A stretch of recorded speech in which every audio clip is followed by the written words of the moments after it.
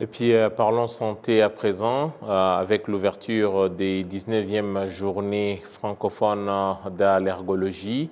Les médecins spécialistes de l'allergologie préviennent aujourd'hui que d'ici 2050, la moitié de la population mondiale sera allergique si cela n'est pas, en tout cas, pris en charge par les responsables en charge.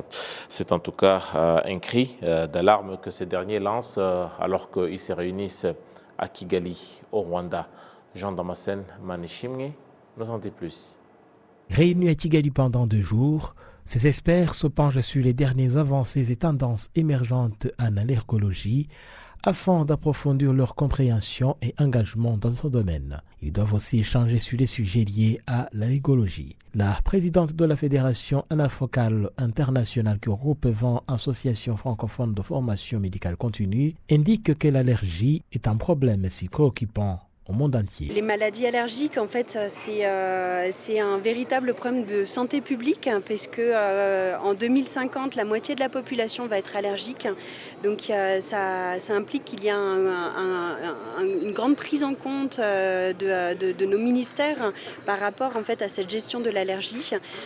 L'allergie, en fait, il n'y a pas on ne peut pas parler de légère allergie parce que ça veut dire qu'il y a quand même une allergie qui est là. Alors on peut avoir des petites allergies, un peu d'eczéma de contact allergique qui mettent pas forcément la vie en jeu, mais on peut avoir des allergies alimentaires, des allergies à des médicaments, on peut avoir l'asthme allergique, où là vraiment la vie peut être en jeu si on ne prend pas bien ça en charge. Le docteur Jean Chrysostome Kagimbana de l'hôpital militaire du Rwanda indique que le Rwanda n'est pas épargné par ce problème de santé et rassure que les organes sanitaires du pays sont mobilisés pour faire face à ces maladies. En fait, la prévention vient d'abord il faut d'abord que les gens sachent si c'est allergie ou pas.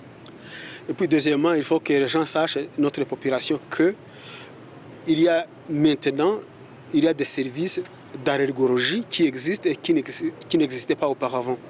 Donc maintenant à l'hôpital militaire, actuellement où je travaille, on a installé une unité d'allergologie qui traite des allergies de tous les organes.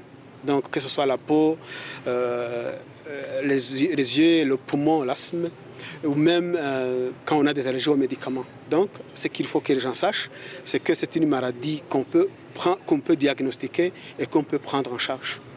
Même si l'allergie est une préoccupation sanitaire mondiale, les mesures préventives existent et doivent être tenues en considération.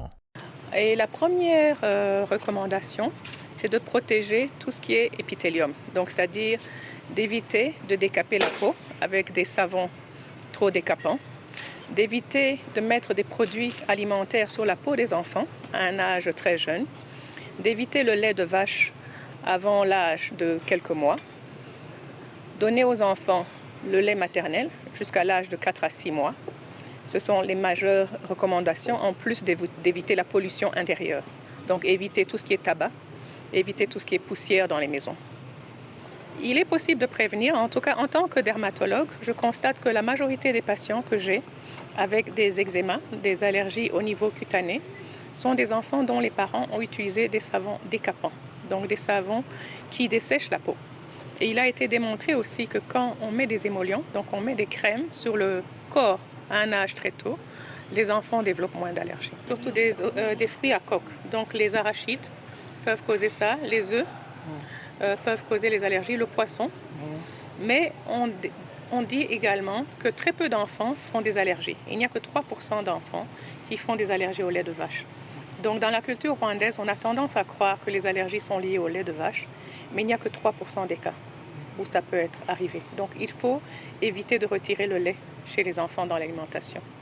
La prévention se fait vraiment à plusieurs niveaux. Il y a une prévention au niveau général, environnemental, en essayant de limiter la pollution, d'agir sur ce réchauffement climatique. On a toute une prévention sur notre hygiène de vie aussi, avec une bonne alimentation. Et puis, il y a de la prévention sur notre manière d'être. Et puis, malheureusement, en fait, l'allergie peut malgré tout arriver. Et ça, on ne peut pas prévenir forcément. donc avec tout ce dont je viens de vous parler. Et il y a la prévention secondaire où il y a beaucoup d'apprentissage et d'éducation et d'accompagnement, autant chez les parents que chez les adultes, pour vraiment bien éviter que les allergies s'aggravent. Alors, une fois qu'on est allergique, on peut proposer des désensibilisations. Alors, tout dépend de quel type d'allergie on a. Mais par exemple, une allergie aux acariens, on peut proposer une désensibilisation. Et donc là, on peut réussir à supprimer l'allergie. En revanche, quand par exemple, on a une allergie à un médicament, là, pour le coup, la désensibilisation ne peut pas avoir lieu. Ce congrès de Kigali connaît la participation des experts venus de 24 pays francophones. C'est le premier du genre à être organisé depuis la pandémie de Covid-19.